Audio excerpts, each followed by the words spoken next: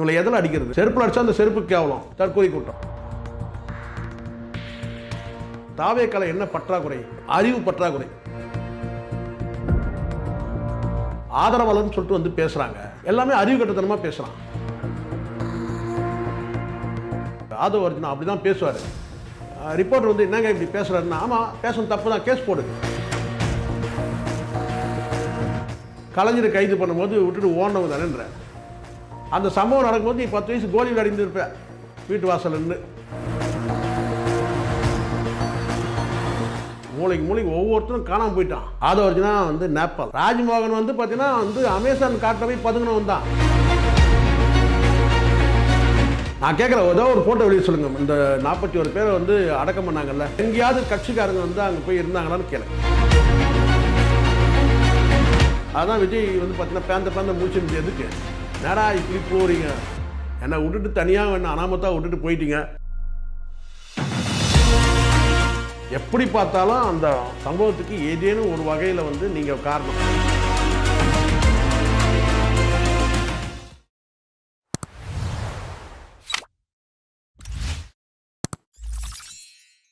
வணக்கம் சார். வணக்கம் சார். ரீசெண்டாக விஜய் டிவி கட்சியோட பொதுக்குழு நடந்துச்சுல்ல சார், அதில் விஜய் அவர்கள் என்ன சொல்லியிருப்பாங்களே, இந்தியாவில் எந்த தலைவர்களுக்கும் விதிக்கப்படாத விதிமுறைகளை எங்களுக்கு விதிக்கிறாங்க, பஸ்ஸை விட்டு வெளியே வரக்கூடாது, கையாட்டக்கூடாது, ஏன் இந்த மாதிரி பண்ணுறீங்க அப்படின்ற மாதிரி ஒரு கேள்வி எழுப்பியிருப்பாங்கல்ல சார், இதை பற்றி நீங்கள் என்ன நினைக்கிறீங்க? இந்தியாவிலே எந்த நடிகருக்குமா வந்து பார்க்க வந்து 41 பேர் தள்ளு முள்ளில் செத்துருக்குறாங்க? இந்தியாவில் எந்த நடிகரை பார்க்க வந்து குடிக்க 10 ரூபா தண்ணி பாட்டிலோட கொடுக்காம விட்டுருக்குறாங்க? நான் கேட்குறேன். இந்தியாவில் எந்த நடிகருமா வந்து பார்த்தீங்கன்னா ஒரு ப்ரோக்ராம் ஃபிக்ஸ் பண்ணால் காலையில் வந்து பார்த்தீங்கன்னா வந்து 8 மணி ப்ரோக்ராமுக்கு வந்து பார்த்தீங்கன்னா வீட்டிலேருந்தே 8 மணிக்கு கிளம்புனது, அதாவது வந்து பயணமே வந்து கிட்டத்தட்ட ஒரு 4 மணி நேரம் பயணம் சொன்னால், அந்த வந்து பார்த்தீங்கன்னா 9 மணிக்கு பயணத்து 9 மணி நேரத்துக்கு ப்ரோக்ராமுக்கு காலைல 8 மணிக்கே வீட்டிலேருந்து கிளம்புற நபர்லாம் இருக்கிறாங்கல்ல, இன்னொரு 3 மணி நேரம் பயணம் பண்ணணும்னு இருக்குல்ல. எந்த விதிமுறைகளையும் வந்து கடைபிடிக்காத ஒரு நடிகர் யார் இந்தியாவிலே இருக்கிறாருன்னா அது வந்து விஜய் தான் நம்ம சொல்ல முடியும். நீங்கள் ரூல்ஸ் அண்ட் ரெகுலேஷனை நீங்கள் ஃபாலோ பண்ணிவிட்டு அதுக்கப்புறம் நீங்கள் சொன்னீங்கன்னா கரெக்டாக இருக்கும். விதிகளை நீங்கள் வந்து மீறிட்டு விதிகளை வந்து ஃபாலோ பண்ணாமல் விட்டுட்டு அதுக்கப்புறம் வந்து பார்த்தீங்கன்னா எந்த நடிகருக்கு இப்படி வந்து விதிக்கலாம், இதில் ஒரு விளம்பரம் தேடிங்கன்னா எப்படி பார்த்தாலும் அந்த சம்பவத்துக்கு ஏதேனும் ஒரு வகையில் வந்து நீங்கள் காரணம். அதை நீங்கள் எங்கேயாவது இந்த மீட்டிங்கில் நீங்கள் பிரதிபலிச்சிங்களா? ஏதோ ஒரு காரணம் இருக்குல்ல. என்ன இந்த 41 பேர் இறந்தது வந்து கேட்டினா வந்து உங்களை பார்க்க வந்து கூட்டம், உங்களால் அந்த குறிப்பிட்ட அந்த நேரத்துக்கு உங்களால் போக முடியல, அதனால் வந்து கூட்டம் அதிகமாகி அந்த நெரிசல். அப்போது குறைஞ்சபட்சம் வந்து அதுக்கு ஒரு அண்டர்டேக்கிங் இருந்தது, அவங்கக்கிட்ட பொறுப்பேற்றுக்கிறது இருந்ததா? ஏதோ ஒரு வகையில் நானும் உங்களுக்கு காரணமாகிட்டேன்னு சொல்லி நீங்கள் 4 சவத்துக்குள்ளே வந்து நான் காலில் விழுந்தேன், கதறினேன், கண்ணீர் விட்டுன்றதெல்லாம் கதை கிடையாது. பொதுமக்கள்கிட்ட வந்து உங்களுடைய வந்து தார்மீக பொறுப்பு என்னன்றது நீங்கள் வந்து அந்த கூட்டத்தில் தெரிவிக்கணுமா இல்லையா? தெரிவிக்கணும். ஒரு பொதுக்குழு கூட்டுறீங்க, குறைஞ்சபட்சம் வந்து இரங்கல் தெரிவிக்கிறதுலாம் வேறு, மௌன அஞ்சலி செலுத்துறது இதெல்லாம் வந்து சடங்கு சம்பிரதாயம், சரியா? ஆனால் எங்கேயாவது ஒரு இடத்துல வந்து அந்த கூட்டத்தில் வந்து கேட்டிங்கன்னா வந்து நான் இந்த நடந்த வந்து சம்பவத்துக்கு நானும் ஏதேனும் ஒரு வகையில் காரணமாக இருந்தேன்னா அதுக்கு நான் வந்து பொறுப்பேற்றுக்கிறேன், உங்கள் துக்கத்தில் பங்கேற்கிறேன்னு சொன்னால் அது நியாயமாக இருக்கும். ரைட்ப்பா, அவர் மேலேயும் வந்து ஒரு தப்பு இருக்குது அப்படின்றத, தப்புன்றதை விட இந்த ஒரு சம்பவத்துக்கு வந்து ஒரு பொறுப்பேற்றுக்கிட்டாருங்க, அதுதானே. அது எதுவுமே செய்யாமல் வந்து பார்த்திங்கன்னா எல்லாமே வந்து எங்கள் மேலே எந்த தப்புமே கிடையாது, விதிகளை வந்து வகுத்தே இந்த லட்சணத்தில் நடந்திருக்கு, விதிகளை வகுத்து அந்த விதிகளை நீங்கள் ஃபாலோ பண்ணாமல் நடந்தது தான் இந்த சம்பவம். விதிகள் போட்டே வந்து இன்றைக்கி இந்த இவ்வளோ பெரிய வந்து 41 பேர் பலி, இவ்வளோ பெரிய பிரச்சனை நடந்து சம்பவம் நடந்திருக்கு. ரூல்ஸே இல்லைண்ணா. இப்போ நீங்கள் சொல்கிறது என்ன ரூல்ஸை ஃபாலோ பண்ண சொன்னாங்க, யாருக்கு ரூல்ஸ் போட்டிருக்காங்கன்னு கேட்குறீங்க. சரி, ரூல்ஸே போடலப்பா, உங்கள் சுதந்திரம் சார், நீங்கள் போங்க சார் அப்படின்னா நீங்கள் என்ன வேணால் பண்ணிக்கிங்க சார், என்ன ஆயிருக்கும்? இப்போ நான் பார்க்குற வரைக்கும், நான் பார்த்துட்டு வரேம்மா இந்த சம்பவத்தை வரைக்கும் பார்க்குறேன், பெரும்பாலும் இந்த ஊடகத்தில் பேசக்கூடிய இந்த தமிழக வெற்றி கழகத்தில் பேசக்கூடியவங்களாம் ஒரு விஷயம் எனக்கு புரியல. இவங்கெல்லாம் வந்து உண்மையிலேயே வந்து டிவிகேல வந்து என்னவா இருக்கிறாங்க, ஆதரவாளர்னு சொல்லிட்டு வந்து பேசுகிறாங்க, எல்லாமே அறிவு கட்டத்தனமாக பேசுகிறான். ஒருத்தர் 2 பேர் தவிர்த்துட்டு நீங்கள் சப்போர்ட் பண்ணி பேசலாம், தப்பு கிடையாது. நீங்கள் ஆதரவாளர்ன்ற பேரில் சப்போர்ட்னா ஆதரவுனா என்ன, சப்போர்ட் தானே. நீங்கள் சப்போர்ட்டராக நீங்கள் பேசுங்க, அறிவோடு பேசணும். பேசுகிறவங்க வந்து பார்க்கணும்னு கேட்டால் ஒரு வரட்டு பிடிவாதமாக பேசுகிறானுங்க. அது வந்து ட்ரோல் ஆகுது. ஒருத்தன் வந்து மண்டபமே எங்களுக்கு தரவே இல்லை, நீயே மண்டபத்தை ஏற்பாடு பண்ணுன்றான். இன்னொருத்த வந்து நான் சொன்னேன்னு கேட்டால் வந்து ஆமாம் பண்ணிட்டோம், எங்கள் மேலே கேஸை போடு, எங்கள் தலைவர் எங்கள் ஆதவ அர்ஜுனா அப்படி தான் பேசுவார். ரிப்போர்ட்டர் வந்து என்னங்க இப்படி பேசுகிறாருன்னா, ஆமாம் பேசணும், தப்பு தான், கேஸ் போடு. யாரை சொல்கிறான்? ரிப்போர்ட்டர் சொல்கிறாம்மா. இப்போ நெறியாளர் கேள்வி கேட்குறாங்கம்மா, என்னங்க உங்கள் தலைவர் வந்து இப்படி பேசுகிறாருங்க, உங்கள் ஆதவ அர்ஜுனா வந்து இப்படி பேசுகிறாரு அப்படின்னு சொல்லி கேட்டால், ஆமாம் அப்படி தான் பேசுவார், தப்புனா கேஸ் போடு சார், தப்புனா கேஸ் போடுங்க. யார் நான் போடணுமான்னு கேட்குறாரு அவர். ஆமாம் போடுங்க, நீங்கள் தான் தப்புன்னு சொல்கிறீங்களா, கேஸ் போடுங்க. என்னடா பேச்சு? இன்னொரு இடத்துல போய் உட்காந்து கேட்டிங்கன்னா அதே ஆள் நான் என்ன சொல்கிறேன்னு கேட்டிங்கன்னா வந்து மண்டபம் யாருமே கொடுங்க சார், நீங்கள் மண்டபம் கொடுங்க சார்ன்றான். எது நீங்கள் மண்டபம் கொடுங்க, யார் நான் மண்டபம் ஏற்பாடு பண்ணணுமான்னு கேட்குறான். ஒரே நபர் 2 சம்பவமா. அப்போ நான் என்ன சொல்கிறேன்னா, இந்த கட்சிக்கு வந்து பார்த்திங்கன்னா வந்து இந்த பயிற்சி கூட கொடுக்கறதுக்கு திராணி இல்லாமல் இருக்கிறானுங்க. இந்த பயிற்சி சாதாரண இந்த ஒரு பேச்சு பயிற்சி வந்து பார்த்திங்கன்னா என்ன பேசணும், நெறியாளத்தை எப்படி பேசணும், வந்து பார்த்திங்கன்னா வந்து ஒரு ஊடகத்தில் எப்படி பேசணும்னு தெரியாத வந்து பார்த்திங்கன்னா ஒரு கூட்டத்தை வளர்த்து வச்சுருந்துக்கிறானுங்க. மொக்கையாக மொக்கைன்னுவானுங்கள, அதுதான் மொக்கையாக பேசுகிறானுங்க. போயிட்டு என்ன ஆர்கியூமெண்ட் பண்ணணும்னு தெரியல, எப்படி இதை டிஃபெண்ட் பண்ணணும்னு தெரியல, இது எதை மேற்கோள் காட்டணும்னு தெரியல, வரலாறே தெரியாமல் தலைவர்களே பேசினா என்னவா இருக்கும்? ஆதவ அர்ஜுனா பேசுனது அப்படி தானே இருக்குது. வரலாறே தெரியாமல் 2021 நடந்த சம்பவம் நீங்களே எடுத்துங்க. கிட்டத்தட்ட 24 வருஷத்துக்கு முன்னாடி நடந்த சம்பவம். உங்களுக்கு ஆவரேஜாக ஒரு 35 வயசு இருக்குமா இந்த ஆதவ அர்ஜுனாக்கு? அப்போ 2021 அவனுக்கு ஒரு 10 வயசு. யாருக்கு? ஆதவ அர்ஜுனாக்கு எவ்வளோ வயசு இருந்திருக்கும்? உனக்கு 10 வயசு இருக்கும்போது நடந்த ஒரு சம்பவம். இப்போ எனக்கு தெரியும் 25 வயசுனா 25 வயசு எனக்கு. 24 வருஷத்துக்கு முன்னாடி நடந்ததான் கூட எனக்கு வந்து பார்த்திங்கன்னா கிட்டத்தட்ட 30 வயசு எனக்கு. அப்போ அந்த சம்பவம் நடந்தது என்னன்னு எனக்கு தெரியும். அதுவும் நாங்கள் மீடியாவில் இருந்ததுனால எங்களுக்கு எல்லாம் ஒரு சம்பவம் வந்து அப்படியே ரெஜிஸ்டர்டு. கலைஞரை கைது பண்ணும்போது விட்டுட்டு ஓடினவங்க தானேன்ற அந்த சம்பவம் நடக்கும்போது நீ 10 வயசு கோலி விளையாடிருப்பேன் வீட்டு வாசல்னு, இல்லை கிரிக்கெட் விளையாடிருப்பேன், அவ்வளோதானே. அப்போ வரலாறே தெரியாமல் ஒரு மேடையில் போய் நின்றுட்டு கலைஞரை கைது செய்யும்போது பார்த்தீங்கன்னா நாடே ஸ்தம்பிச்சுது. மு.க. ஸ்டாலின் வந்து பெங்களூர்லேருந்து வந்து சரண்டர் ஆகுறாரு, போலீஸ்கிட்ட சரண்டர் ஆகுறாரு. அவர் அடுத்தது கைது செய்யப்படுற சரண்டர் ஆகுறாரு. கலைஞரை நடு ரோட்டில் உட்கார வைக்க வந்து பார்த்தீங்கன்னா வந்து ஜெயிலுக்கு வாசலில் நடு ரோட்டில் உட்கார்றாரு. ஓடி ஒளிஞ்ச ஒரே ஒரு நபரை சொல்லுங்கள். எப்படா வரலாறு இப்படி தப்பாக பேசுகிறீங்க? யார் ஓடி ஒளிஞ்சது? பட்டவர்த்தனா பத்திரிக்கையில் கிழி பாருங்கள், இன்றைக்கி ஃபுல் செய்தி அதுதான். கலைஞர் கைது செய்த போது என்ன நடந்ததுன்றதை பட்டவர்த்தனம் போடுறாங்க.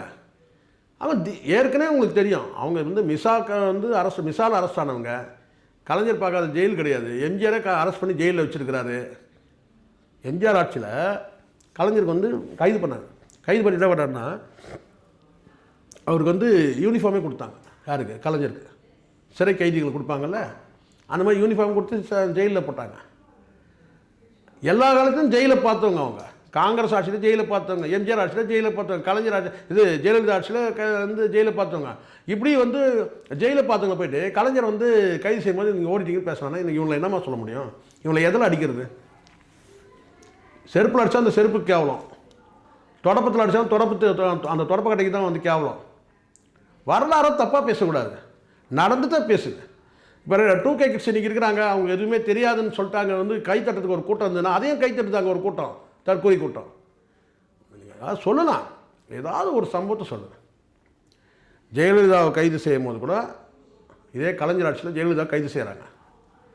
கைது செய்யும் போது பார்த்திங்கன்னா அவங்க போட்டு இந்த ட்ரெஸ்ஸை கூட மாற்றாமல் என்ன உடையில் இருந்தாங்களோ அந்த உடையிலேயே வந்து பார்த்திங்கன்னா அவங்க வந்து கைதாகி சிறைக்கு போனாங்க. ஏன்னா இதுதான் வந்து வரலாறு தெரிஞ்சுக்கணும், பாரபட்சலாம் பேசணும். நீங்கள் வந்து பார்த்தீங்கன்னா வந்து உங்கள் அப்பாவை கைது பண்ணும்போது ஓனிங்களேன்னு பேசுகிறேன். யார் தலைமுறை வாழ்ந்து? நீங்கள் 1 மாதம் தலைமுறை ஆகிட்டு எல்லாரும் மூளைக்கு ஒவ்வொருத்தரும் காணாமல் போயிட்டான். கட்சியே காணாமல் போயிடுச்சு. விஜய் ஒருத்தரை தவிர மீதி எல்லாரும் தலைமுறை ஆகிட்டாங்க. நீங்கள் வந்து இப்போ பேசுகிறீங்க. ஆனால் ஆதவ அர்ஜுன் அவர்கள் என்ன சொல்லியிருப்பாங்க அப்படின்னா, அந்த சம்பவம் நடந்ததுலேருந்து இப்போ வரைக்கும் நாங்கள் அவங்க கூட நின்னோம், அவங்களோட உடல் எடுத்துகிட்டு போய் அடக்கம் பண்ணுற வரைக்கும் நாங்கள் கூட இருந்தோம் அப்படின்றத பதிவு பண்ணியிருக்காரு சார். எங்கம்மா இருந்தாங்க? யார் இருந்தது? நான் கேட்குறேன், ஏதோ ஒரு ஃபோட்டோ வெளியே சொல்லுங்கள். இந்த 41 பேரை வந்து அடக்கம் பண்ணாங்கல்ல, எங்கேயாவது கட்சிக்காரங்க வந்து அங்கே போய் இருந்தாங்களான்னு கேளுங்க. 41 பேர் அடக்கம் பண்ணும்போது யார் இருந்தது? எந்த கட்சிக்காரரும் போவே இல்லை. அவர் ஒரு குடும்பத்துக்கிட்டே போயிட்டு எல்லாம் ஓகே தானே அப்படின்ற மாதிரிலாம் கேட்ட வீடியோஸ்லாம் நீங்களும் அது நான் திரும்ப சொல்கிறேன்னா, நீங்கள் எவிடன்ஸாக போடுங்களேன்ற. நான் எவிடன்ஸாக போடுங்களேன். ஏன் அந்த வீட்டில் இருக்கிறவங்களே வந்து பார்த்தீங்கன்னா ஒரு எவிடன்ஸாக போட்டுமே, பாருங்க எங்கள் குடும்பத்தை அடக்கம் பண்ணும்போது பார்த்தீங்கன்னா கட்சிக்காரர் வந்து இருந்தாங்கன்னு சொல்லிட்டு சொல்லுங்களேன். யாரும் கிடையாது. மாவட்டத்தில் இருக்கிற ஒரு நிர்வாகி கைது செய்யப்படுறாரு. மற்றவங்க என்னன்னாங்க? மற்ற நிர்வாகி இருக்காங்கல்ல. ஏன் இங்கே எடுத்துங்களேன், இங்கே எஃப்ஐஆர் இல்லாதவெல்லாம் தலைமுறை ஆகிட்டான். எஃப்ஐஆர் இருந்தால் பரவாயில்ல. ராஜ்மோகன் வந்து பார்த்தீங்கன்னா வந்து அமேசான் காட்டில் போய் பதுங்கினவன் தான். இன்றைக்கி வந்து பேசுகிறான். நான் வந்து மெயின் ஸ்ட்ரீம் மீடியாவில் பேசலை தவிர யூடியூப்பில் பேசணும். நான் வந்து மக்களோட மக்களாக நான் வந்து பயணிச்சுட்டு தான் இருந்தேன்னு பேசுகிறான். இருக்கிறதுலே வந்து எஃப்ஐஆரே இல்லாமல் அதி தூரமாக போய் வந்து அமேசான் காட்டில் பதுங்குறது யாருன்னு கேட்டிங்கன்னா அந்த ராஜ்மோகன் தான். புசியாக இருந்தால் பாண்டிச்சேரி இருந்திருக்கலாம், இல்லை இங்கே எங்கன்னா இருந்திருக்கலாம், வந்து தலைமுறை இருந்திருக்கலாம், தமிழ்நாட்டுக்குள்ளேயே எங்கேயோ ஒரு மூலையில். ஆதவ அர்ஜுனா வந்து நேபாள். உண்மை இது. நீ வந்து வழக்கு கொண்டு போய் டெல்லியில் கொடுத்துட்டு உன்னை கைது செய்ய போகிறாங்களான்னு சொல்லிட்டு பயத்தில் நீ வந்து பார்த்தீங்கன்னா வந்து இருந்துட்டு இப்போ வந்துட்டு கேட்டால் நான் பதுங்கலை, நான் ஓடலை, நான் வந்து தலைமுறை ஆகணும்னு சவால் விட்டுனுக்கிறீங்க. அவனுக்கே கூசுது யாருக்கு? அதுதான் விஜய் வந்து பார்த்தீங்கன்னா பேந்த முடிச்சிருந்தது. எதுக்கு நேடா இப்படி போகிறீங்க? என்னை விட்டுட்டு தனியாக வேணும் அனாமத்தாக விட்டுட்டு போயிட்டீங்க. ஒரு மாதம் தலைமுறை ஆகிட்டு இப்போ வந்து இங்கே வந்து அவனுக்கே ஒரு மாதிரியா இருக்குது. குச்சமாக இருந்துச்சு இவனுக்கு பேசுகிறது.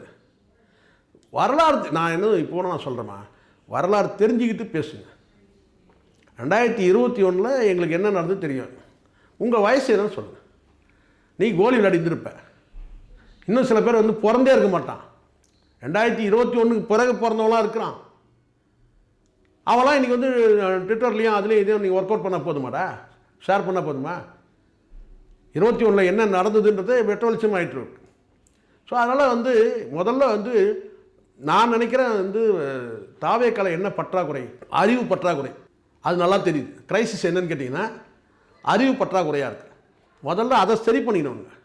ஒரு ஊடகத்தில் வந்து பேசுனா ஒரு மூத்த நிர்வாகிகளை கொண்டு வந்து பேசுனீங்கன்னா அவங்களுக்கு தெரியும்.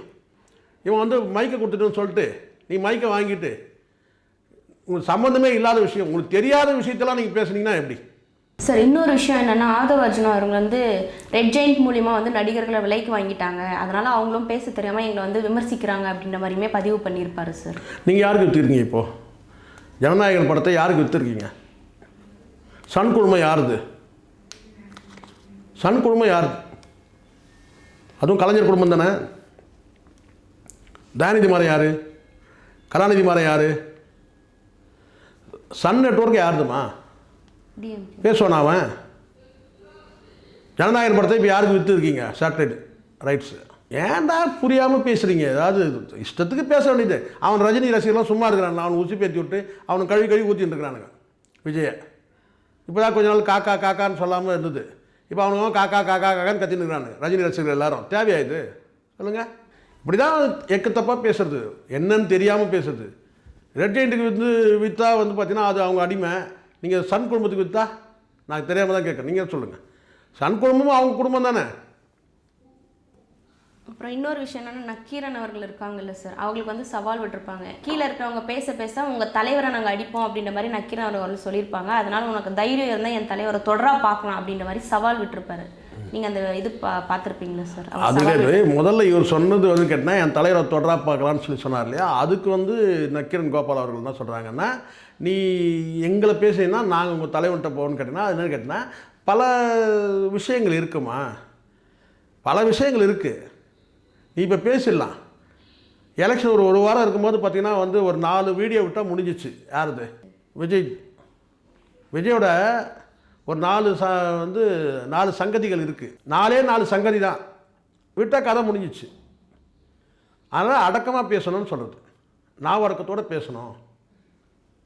அதனுடைய பொருள் நான் புரிஞ்சுக்கிறது அப்படி தான். ஏன்னா நீங்கள் யோக்கியனும் கிடையாது. நீங்கள் பண்ண அத்தனை தில்லாலங்கடி வேலையும் வந்து அவங்களாம் புலனாய்வு பத்திரிக்கை. என்ன பத்திரிக்கை? புலனாய்வு பத்திரிக்கை. உங்கள் ஜாதகம் எவ்வளோ இருக்கோ அவங்கக்கிட்ட. நாளைக்கு 2 எடுத்து விட்டா என்ன ஆகும்? மொத்தமாக சீட்டு கட்டு மாதிரி சரிஞ்சிடும். அதனால் வந்து பார்த்தீங்கன்னா அடக்கத்தோடு பேசணும். சும்மா மைக் கிடச்சின்னு சொல்லிட்டு எனக்கு தெரிஞ்சு விஜயே வந்து தனிப்பட்ட முறையில் வந்து இப்படிலாம் பேசாதீங்கன்னு சொன்ன மாதிரி கேள்விப்பட்டேன். அது தெரியல. இன்னும் ஒரு சில விமர்சனங்கள் இருக்குது சார். ரவுடி அரசியல் பண்ணுறீங்க, செந்தில் பாலாஜியோட கோட்டை, செந்தில் பாலாஜி ஒரு ரவுடி அப்படின்ற மாதிரி நிறைய இடத்துல வந்து டிஎம்கேவை வந்து தாக்குற மாதிரி பேசியிருப்பாங்க. அதுமா பேசலாமா? அந்த பதவிக்கு ஏற்ற பேச்சு பேசணும். இதில் உங்கள் கட்சியில் இருக்கிற ஒரு 4ஆம் தர நபர்கள் பேசலாம். இப்படி நீ கட்சியோட நிர்வாகின்னு சொன்னாக்கா நீ யார்? நீ யார்? அவர் வந்து செந்தில் பாலாஜி ரவுடி, நீ யார்? நீ யார்? உனக்கு என்ன? உனக்கு வரலாறு என்ன?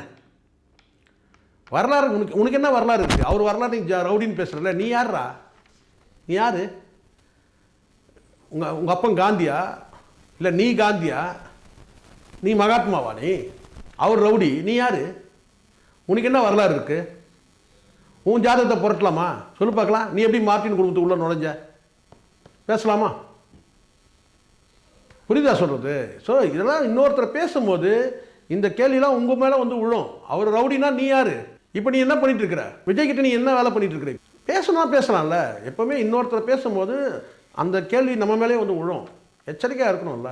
இன்னும் என்ன நிறைய விஷயத்தில் என்ன சொல்லியிருக்காருன்னா, கரூரில் நடந்த சம்பவங்களுக்கு டிஎம்கேவும் ஒரு காரணம் அப்படின்ற மாதிரி ஒரு சில இடத்துல எல்லாம் குறிப்பிட்டிருப்பாங்க சார். டிஎம்கே உண்மையாகவே காரணமா இல்லை ஒரு நீதிமன்றத்தில் வழக்கு, உச்சநீதிமன்றம் வழக்கு போய் அது சிபிஐ வசம் வழக்கு ஒப்படைச்சிருக்கு. சிபிஐ விசாரணை பண்ண போகுது. சிபிஐ விசாரணை பண்ணுறதுல வந்து யார் வேணாலும் கருத்து சொல்லலாம், அது வேறு விஷயம். ஆனால் நீங்கள் சொல்ல முடியுமான்னு பாருங்கள். நீங்கள் அஃபிடவிட்லேயே வந்து பார்த்தீங்கன்னா நீங்கள் எந்த வகையிலும் வந்து முன்ஜாமீன் கேட்கும்போது அந்த அஃபிடவிட்டில் எங்கேயுமே நீங்கள் வந்து திமுகவை நீங்கள் குறை சொல்லவே இல்லை. விசாரணைன்னு வரும்போது வந்து பார்த்தீங்கன்னா நீங்கள் உங்கள் தரப்பில் இருக்கிற என்ன எவிடன்ஸ் சொன்னாலும் நீங்கள் கொடுக்கலாம். விசாரணை நடந்துகிட்டு இருக்குது. இப்போ நீங்கள் வந்து நான் நினைக்கிறீங்கன்னா இதை டைவர்ட் பண்ண பார்க்குறீங்க. மக்களுக்கு தெளிவாக தெரியும் இந்த தப்பு வந்து யாரால காரணம், மூல காரணம் யார்?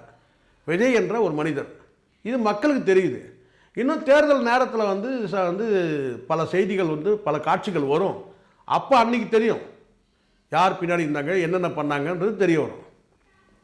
இப்படி ஒரு பிரச்சனை போயிட்டு இருக்கும்போது நடிகர் அஜித் அவர்கள் வந்து ஒரு பேட்டியில் வந்து சொல்லி பேசியிருப்பாங்க. அதை ஒரு சில கிளிப்பை எடுத்துகிட்டு விஜய்க்கு சப்போர்ட் பண்ணுற மாதிரியும் டிஎம்கேக்கு எதிர்ப்பு தெரிவிக்கும் மாதிரி நிறைய விஷயம் வந்ததுனால அஜித் அவர்கள் என்ன சொல்லியிருப்பாங்க அப்படின்னா, என்னோட வீடியோ வச்சு இந்த மாதிரிலாம் பண்ணாதீங்க, நான் எப்போயுமே விஜய்க்கு சப்போர்ட் தான் பண்ணுவேன், நான் நல்லதுன்னு நினைப்பேன் அப்படின்ற மாதிரி வந்துட்டுருக்கு.